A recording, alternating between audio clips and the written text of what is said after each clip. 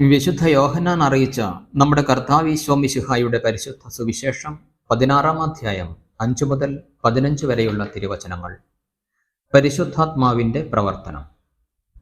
എന്നാൽ ഇപ്പോൾ ഞാൻ എന്നെ അയച്ചവന്റെ അടുക്കലേക്ക് പോവുകയാണ്, എന്നിട്ടും നീ എവിടെ പോകുന്നു എന്ന് നിങ്ങളിൽ ആരും എന്നോട് ചോദിക്കുന്നില്ല.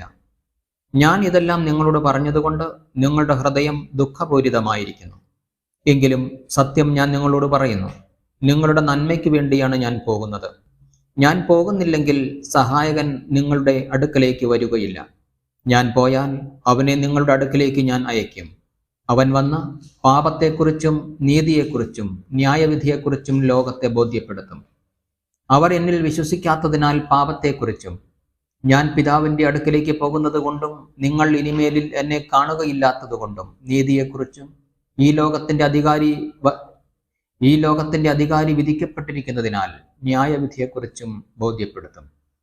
ഇനിയും വളരെ കാര്യങ്ങൾ എനിക്ക് നിങ്ങളോട് പറയാനുണ്ട്, എന്നാൽ അവ ഉൾക്കൊള്ളാൻ ഇപ്പോൾ നിങ്ങൾക്ക് കഴിവില്ല. സത്യാത്മാവ് വരുമ്പോൾ നിങ്ങളെ സത്യത്തിന്റെ പൂർണ്ണതയിലേക്ക് നയിക്കും.